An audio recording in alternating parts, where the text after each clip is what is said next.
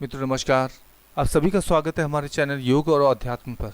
मित्रों आज का विषय हमने जो लिया है वो है कर्मयोग। आज हम कर्मयोग पर चर्चा करेंगे, इसके बारे में विस्तार से जानेंगे। कर्मयोग आखिर क्या है?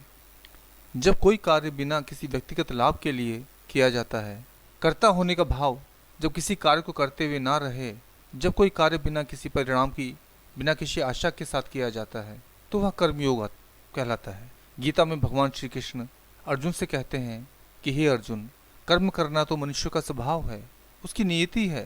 तुम्हें कर्म निष्काम भाव से करना है। आपको यह ध्यान रखना चाहिए कि कर्ता तो कोई और है, बस हमें अपना कर्म पूरी ईमानदारी से करना चाहिए। आप तो खुद को बस ईश्वर के माध्यम के रूप में महसूस करें। यही एक सच्चे कर्मयोगी की निशानी है। सकाम कर्म यानी इच्छा से किया हुआ कर्म कर्मयोग की श्रेणी में नहीं आता। शरीर, मन, इंद्रियां तथा अन्य जुटाए गए साधनों के द्वारा किए जाने वाला कार्य तथा उसके परिणाम को ईश्वर को समर्पित कर देना ही कर्मयोग कहलाता है। कर्मयोगी कभी फल की चिंता कामना नहीं करते।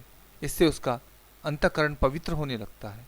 उसकी तम व रज वृत्तियाँ कम होने लगती हैं, जो इसे उपासना और ज्ञान योग की ओर ले जाने में महत्वपूर्ण भूमिका निभाती हैं। किसी भी साधक को आध्यात्म की राह में चलने के लिए कर्मयोग को अपनाना ही होगा। अगर मनुष्य ने इस संसार में जन्म लिया है तो उसे कर्म तो करना ही होगा। इसके बिना उसकी गति भी नहीं होती। अगर मनुष्य अपने कर्मों के प्रति सचेत हो जाता है तो वह स्वयं को कर्मयोगी बना लेता है। कर्म को मूलतः दो भागों में विभक्त किया जाता है। पहला है सकाम कर्म, दूसरा है निष्काम कर्म। आइए इन दोनों के बारे में विस्तार से चर्चा करते हैं और कुछ जानने का प्रयास करते हैं। सकाम कर्म क्या है?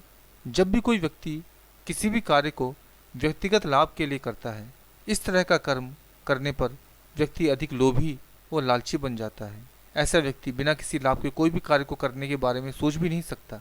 इस तरह के कार्य व्यक्ति के जन्म व मृत्यु चक्र में बहुत महत्वपूर्ण भूमिका निभाते हैं। तो इसका मतलब यह है कि ऐसा जो भी कार्य जो व्यक्तिगत हित लाभ के लिए किया जाता है वो सकाम कर्म कहलाता है। दूसरा है निष्काम कर्म। जब कोई व्यक्ति किसी भी कार्य को जन कल्याण की भावना से करता है, निष्पाप और मन से बिना किसी लालच के जब किसी कार्य को करने का प्रयास करता है, पूरी श्रद्धा और लगन से करता है, हमेशा दूसरों की मदद करने के भाव से कार्य को करता है, तो वह सब कार्य निष्काम कर्म की श्रेणी में आते हैं। गीता में तो इस निष्काम कर्म के बारे में बार बार बतलाया गया है। निष्काम कर्म व्यक्ति को आध्यात्मिक व मानसिक शांति देने वाला होता है। ऐसा व्यक्ति बहुत ही शारीरिक व मानसिक परेशानियों से दूर रहता है। कर्म योग को अपनाने से व्यक्ति के जीवन में अनेक सकारात्मक परिवर्तन होने लगते हैं। चित्त की शुद्धि होती है, दुनिया को देखने का नज़रिया, तरीका बदल जाता है और सबसे जो महत्वपूर्ण है वह है मानसिक शांति। वह मिलनी शुरू हो जाती है, मानसिक स्थिरता मिलनी शुरू हो जाती है, जिससे हम अनेक जो मानसिक बीमारियां हैं उनसे दूर होने लगते हैं। कर्म योग के सिद्धांत क्या हैं? आइए इसके बारे में चर्चा करते हैं।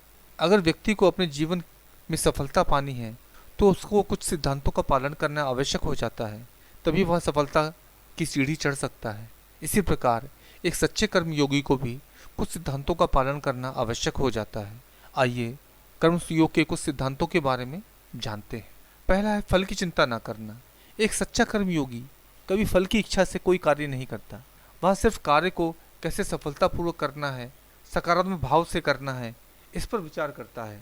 इसीलिए उसको जल्दी ही सफलता मिलनी आरंभ हो जाती है। जिम्मेदारी की भावना। जो व्यक्ति इस मार्ग को अपनाते हैं वह किसी भी कार्य को बहुत जिम्मेदारी व निष्ठा से करते हैं, जिससे उसे शीघ्र ही सफलता मिलती है और वह अपने उद्देश्यों में सफल होने लगता है। आपका उद्देश्य सही होना चाहिए। किसी भी कार्य की सफलता या असफलता उसके उद्देश्य पर भी निर्भर करती है। अगर आपका उद्देश्य सच्चा है और अच्छा है तो उसके परिणाम सकारात्मक ही होते हैं। चौथा है सेवा भावना।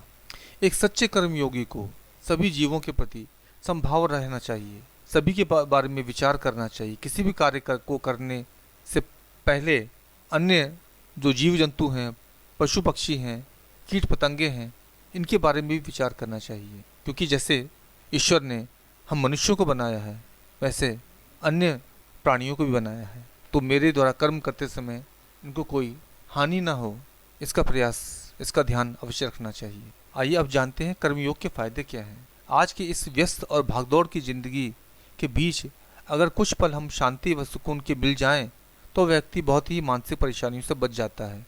अगर आप बिना किसी परिणाम के किसी की मदद करते हैं, तो यह आंतरिक खुशी व शांति महसूस कराने वाला होता है। यह भावना सब भावनाओं और एहसासों से ऊपर है। कर्मयोगी व्यक्ति विपरीत परिस्थितियों में भी विचलित नहीं होता। कर्मयोग हमें धैर्यवान बनाता है। इससे व्यक्ति का क्रोध व अहंकार समाप्त हो जाता है, वाणी में माधुर्य आ जाता है और एक सच्चा कर्मयोगी सबका प्रिय बन जाता है। इसीलिए अपने जीवन में कर्मयोग को अपनाएं, कर्मयोगी बने। इसी प्रकार हम आज की इस कड़ी को समाप्त करते हैं। आप सभी को नमस्कार। आप सभी का दिन शुभ और मंगलमय हो।